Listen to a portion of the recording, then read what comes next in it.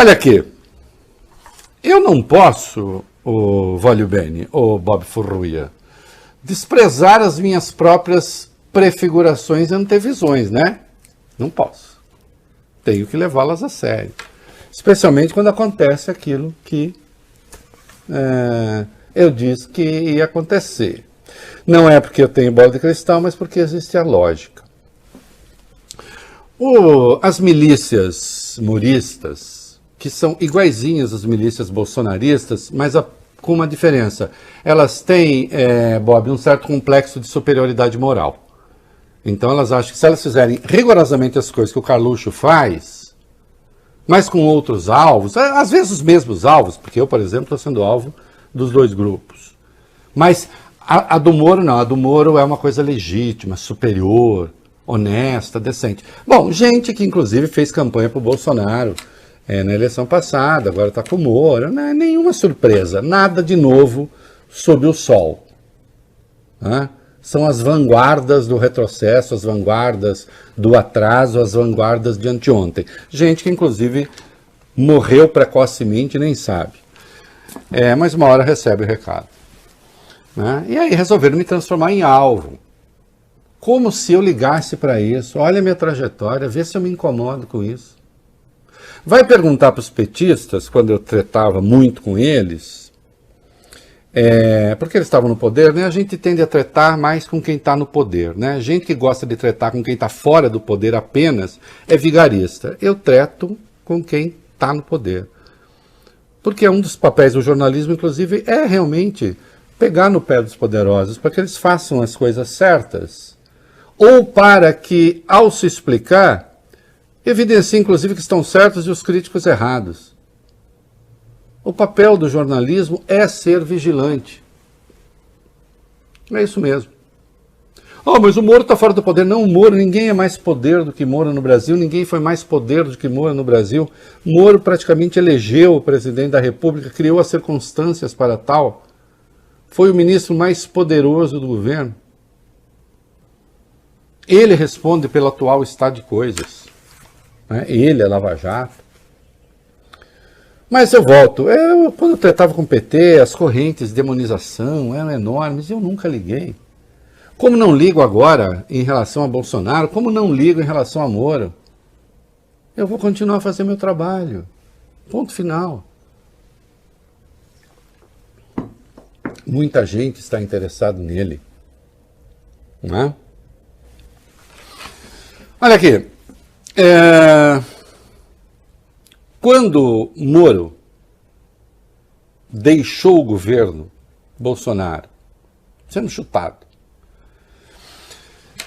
e foi contratado pela Álvares e Marçal,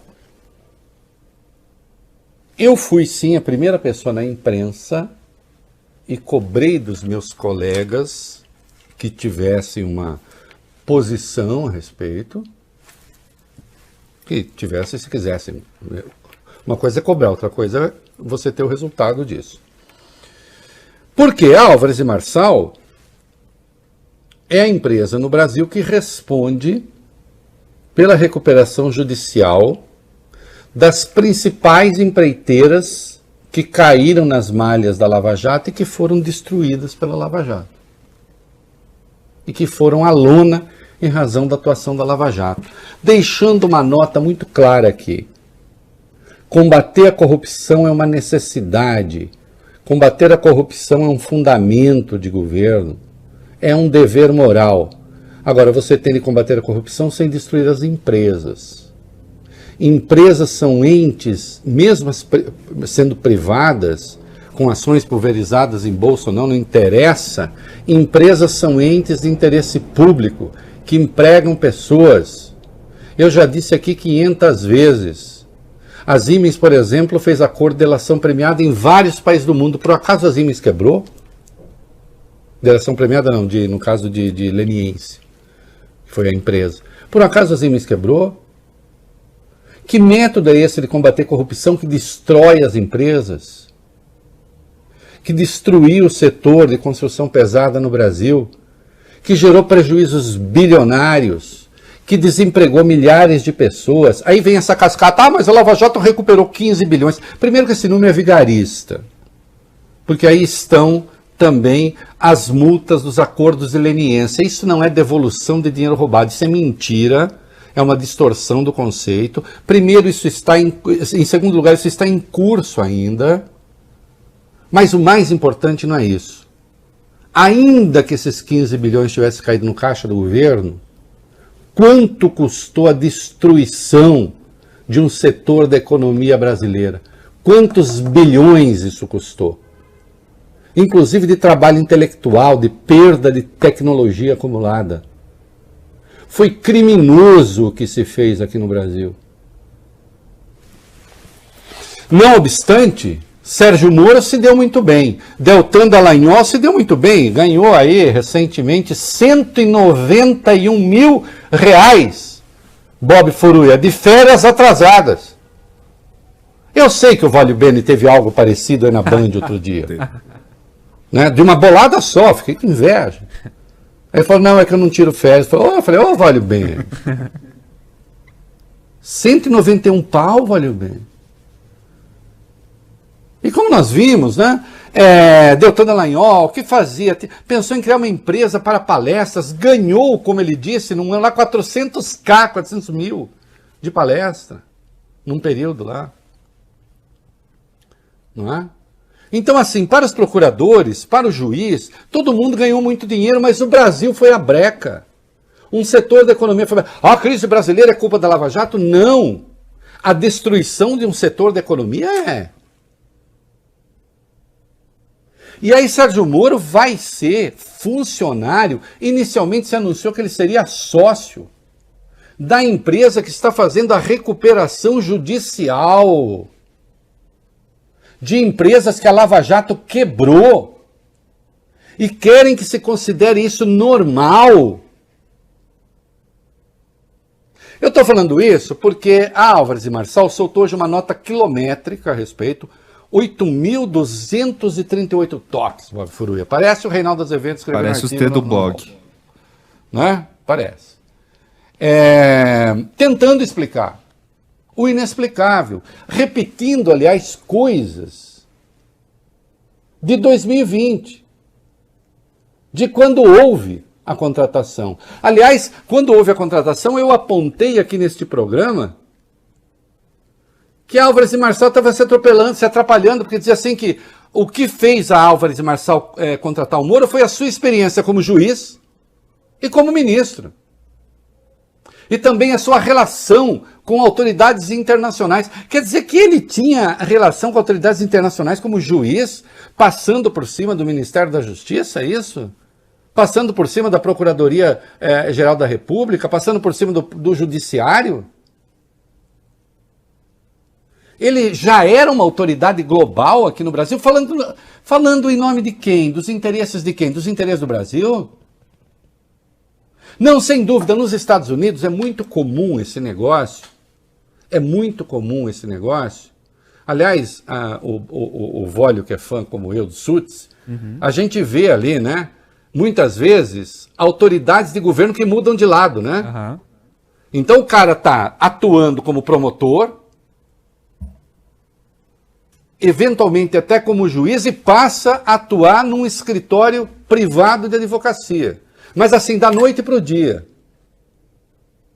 É muito comum, sim, que autoridades do FBI, do não sei o quê, inclusive na Álvares e Marçal, há outros, mudem de lado.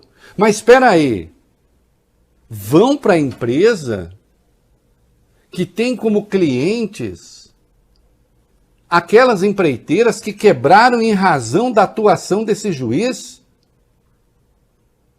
Isso é uma piada. E aí Álvares e Marçal faz uma nota gigantesca tentando se defender e diz assim, dizem que 75%, na verdade são 78%, do faturamento da Álvares e Marçal nessa área de recuperação judicial vem de empresas que passaram pela Lava Jato. Aí diz Álvares e Marçal, mas nós não atuamos só nessa área. Bom, ainda bem. E daí? Mas então a informação é verdadeira, é isso, né? A informação é verdadeira. O braço da Álvares e Marçal, que cuida de recuperação judicial, 78% do faturamento vem de empresas que quebraram em razão da Lava Jato.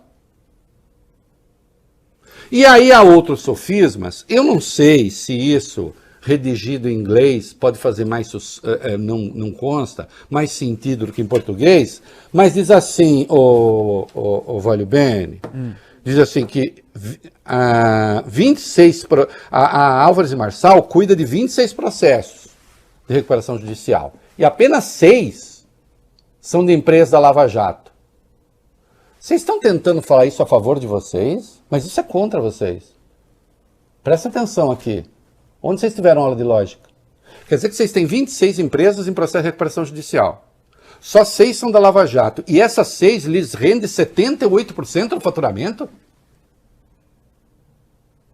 Vem cá, vocês cobram muito pouco das outras ou vocês cobram muito daquelas que passaram pela Lava Jato? Hein? Vocês entenderam? Vou falar de novo. Vocês dizem, vocês confirmam que 75%, como vocês dizem, na verdade 78% do faturamento vem de empresas que passaram, que foram flagradas na Lava Jato. E aí vocês falam, não, mas nós temos 26 empresas. Tá, e 6 eles rendem 78% do faturamento? É? Em que isso muda o questionamento essencial que se faz sobre a coisa? Eu acho chato fazer isso aqui com vocês, mas me vejo obrigado. Aí vocês dizem, e há um monte de outras empresas de recuperação judicial e que não estão na Álvares e Marçal. É verdade, mas quem foi que contratou o Moro? Foram as outras ou foi Álvares e Marçal?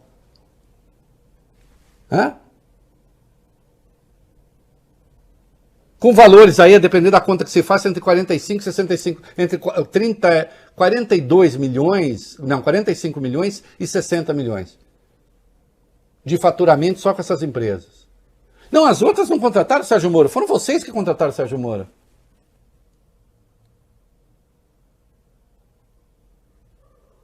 Outra falácia, data vênia, hein? Data vênia, mas melhora a comunicação. Se a comunicação de vocês é ruim, o problema não é meu. Aliás, era ruim desde 2020. Aí vocês dizem, não, quem determina a recuperação judicial, o juiz da recuperação judicial, não é o Moro, não somos nós somos designados. É verdade. Só que quando o Moro foi trabalhar para vocês, ele já sabia de tudo isso. A prova de que ele sabia, vocês mesmos dão. Quando vocês falam, sabe o que é? Nós colocamos em contrato que ele não poderia atuar nas empresas que passaram pela Lava Jato. Bom, então todo mundo sabia de tudo. E mesmo assim se fez.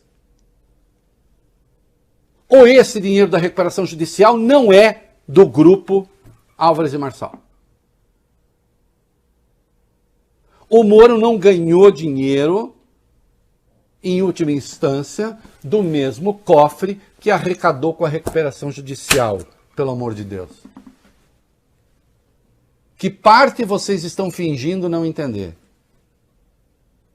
E aí quando vocês destacam que é o juiz que determina a recuperação judicial, vocês dizem, a recuperação judicial é um processo público. Excelente! É mesmo. Assim como o processo público, na prática não, de verdade, também eram aqueles que colheram as empreiteiras na Lava Jato. O Sérgio Moro era um funcionário público graduado.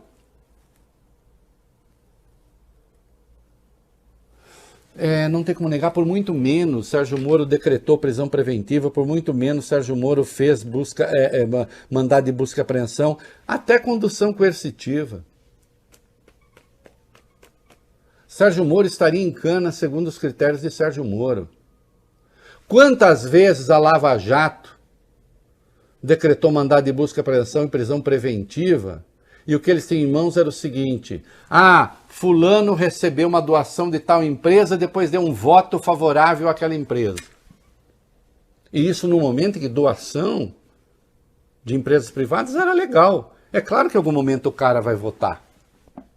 Mas para vocês aquilo sempre foi corrupção passiva. Há declarações e declarações de Moro e de Deltan Dallagnol, dizendo que não tinha como não ser corrupção passiva, alguém que recebia dinheiro da empresa e depois acabava votando segundo o interesse dessa empresa em algum momento. Como se isso não pudesse acontecer, e pode sem que houvesse relação de causa e efeito. E aí, quando se trata de Moro, aí vem alegar sigilo. E a Álvares e Marçal não obedeceu o TCU e não deu as informações sobre quanto pagou a Moro. E o TCU está querendo saber quanto o Moro ganhou para sair. Eu quero mais, eu quero saber quanto ele recebeu de luva, quando ele já sabia quais eram as empresas que estavam lá. Quanto ganhou durante. E sim, ao sair. E aí se escudem pareceres do STF, há 3 pareceres, decisões de ministros. Menezes Direito diz TCU não pode quebrar sigilo. Joaquim Barbosa, TCU não pode quebrar sigilo. O Luiz Fux, atenção, hein, lavajatista, presidente do STF, continua no STF, portanto, disse, depende da circunstância. Olha aqui, eu acho que TCU não pode quebrar sigilo. Mas quem diz que se está quebrando sigilo, Sérgio Moro? Por um acaso alguém está fazendo devassa bancária, Sérgio Moro? Não. O que se quer saber é a relação com a Álvares e Marçal. Porque isso diz respeito ao interesse público. Venham cá, por que revelar esse valor desgasta tanto o Moro? Um dinheiro ganho honestamente, doutor, não é? Não é? Ou não foi? Né? Ganha honestamente? Desgasta por quê? Por que o senhor acha que isso depõe tanto contra a sua honra? Aí há deputados que estão querendo fazer uma CPI. Tem de fazer. Tem de fazer. O que aconteceu com o processo político? Quantas pessoas se danaram, quebraram a cara, para que depois o ministro venha ter, ex-juiz, ex-ministro, venha ter essa relação com a empresa que faz a recuperação judicial. Venham cá, milhões de empresas no mundo, e Moro foi trabalhar justo nessa? Jura mesmo? Hein? E vocês não querem que se veja nada de estranho?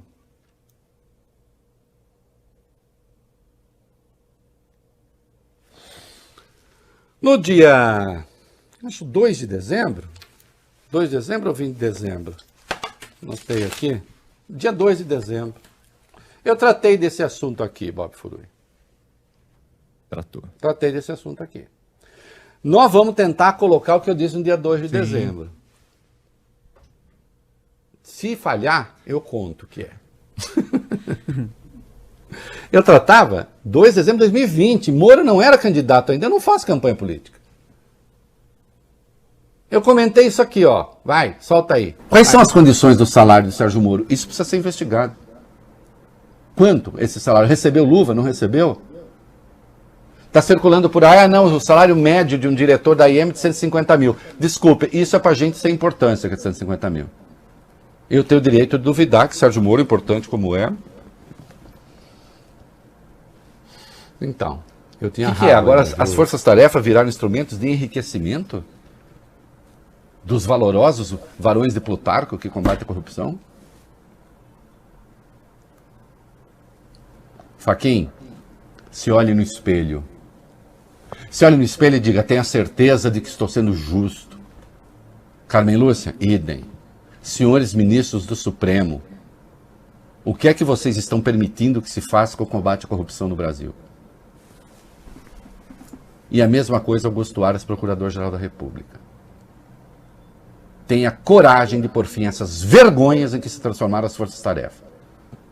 E suas fases espetaculosas para agradar a imprensa e ficar vazando coisa para jornalista que baba ovo de procurador.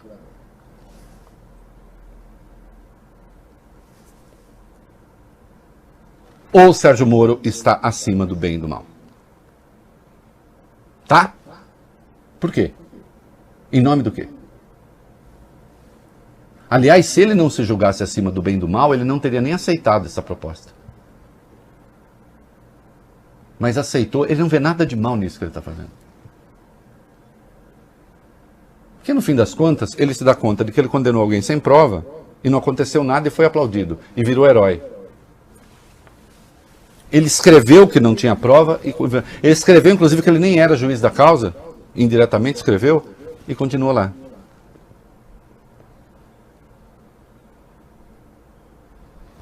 É preciso botar ordem nesta casa de tolerância dos intolerantes, em que se transformou a Lava Jato.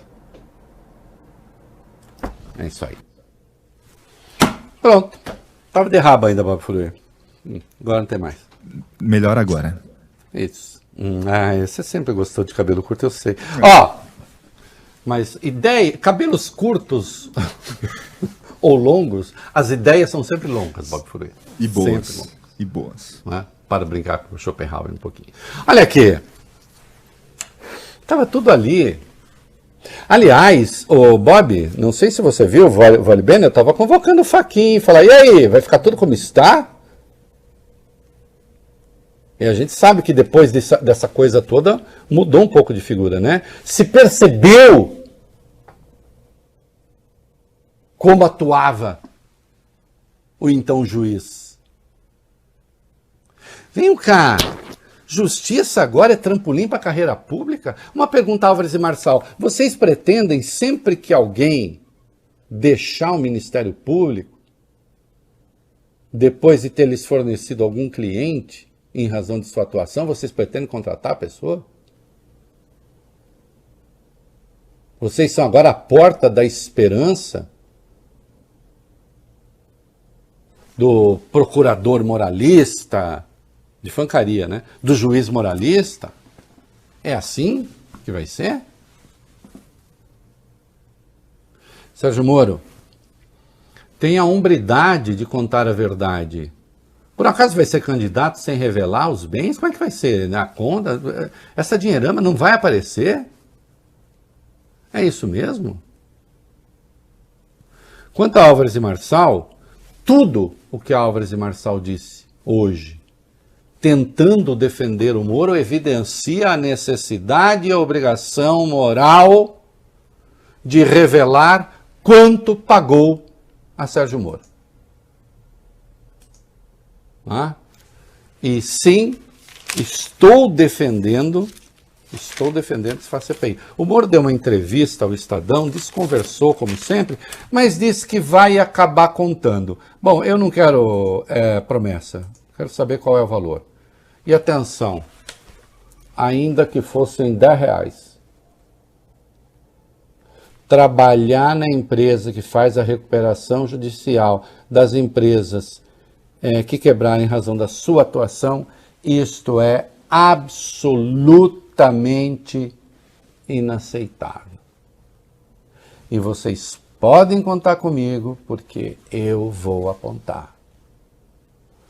E a turma das milícias, esqueça. Aliás, adoro quando ficam recuperando coisas. Olha, aqui o Reinaldo bateu no PT, porque agora na cabeça deles eu faço campanha pro PT. Que é um bando de gente delinquente. Né? Olha aqui, o Reinaldo, é isso mesmo. Eu tendo a me desentender com o poder. Sou eu. Fazer o quê? Né? Há aqueles que sempre se dão bem com o poder. E há aqueles que aceitam para a sua turma o que não aceitam para os outros. O meu critério é um só para todo mundo.